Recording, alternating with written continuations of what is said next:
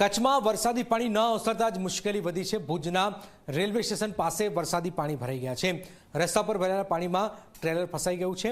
પાણી ભરાવાના લીધે વાહન વ્યવહાર બંધ થયો છે। અનેક વખત રજૂઆત છતાં સમસ્યાનું કોઈ ઉકેલ આવ્યો નથી। ભુજના રેલવે સ્ટેશન પાસે વરસાદી પાણી ભરાઈ રહ્યા છે।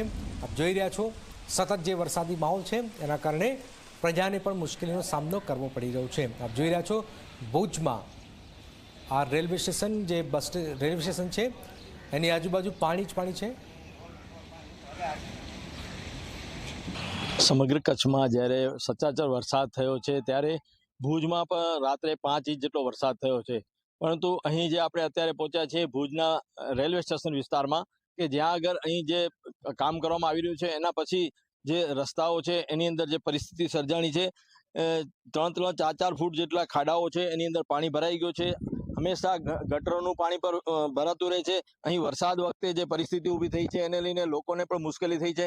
નાના વાહનો હોય કે પછી મોટા હોય, આ જોઈ શકાય છે કે મોટું જે વાહન છે એ પણ ફસાઈ ગયું છે અને 2.5 થી 3 ફૂટ જેટલું પાણી છે અંદર। આ વિસ્તાર આખો પાણીમય બની ગયો એવું અહીં જોઈ શકાય છે। ત્યારે આપણે અહીંના જે સ્થાનિકો છે એને આપણે પૂછવા માંગીશું કે કયા પ્રકારની પરિસ્થિતિ છે અને શું કહેશો આપ? સાહેબ, મારું નામ નરેન્દ્ર નાથવાવા છે, અહીંયા સ્થાનિક જ છું। છેલ્લા 6 થી 7 વર્ષથી આ સમસ્યા અવિરત છે। લગભગ 200 કરોડના ખર્ચે ભુજ રેલવે સ્ટેશન નવું બની રહ્યું છે, પણ આ રસ્તાની કોઈ દરકાર લેતા નથી। અને સામાન્ય વરસાદ 1.5-2 ઇંચ પણ પડે ને તો અહીંયાની ગટરો છલી જાય છે। આગળ ખબર નહીં ડૂચા ભરાવેલા હોય તોય ભલે ગટરોના પાણી એમને બહાર નીકળતા હોય છે। અને રેલવે સ્ટેશનની બંને બાજુ પાણી એટલું તો 2-2 ફૂટ સુધી ભરાઈ જાય છે। રસ્તામાં ખાડા પડી ગયા છે અને નાના વાહન ચાલકો માટે આ રસ્તો માથાનો દુખાવો છે।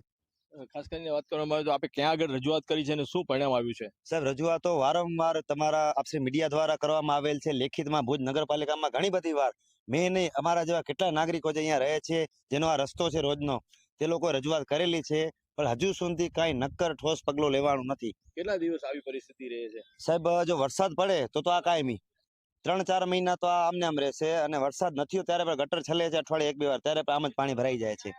તો આ રીતે લોકોને જે મુશ્કેલી પડી રહી છે કે આ જે નવો જે રસ્તો બનેલો છે અને અહીં જે ગટરના પાણી અને વરસાદના પાણીને કારણે લોકો મહા મુશ્કેલી ભરી જિંદગી અહીં જીવી રહ્યા છે, પરંતુ ઠોસ કોઈ ઉપાય ન થવાના કારણે પરેશાની વેઠવાનો વારો આવે છે।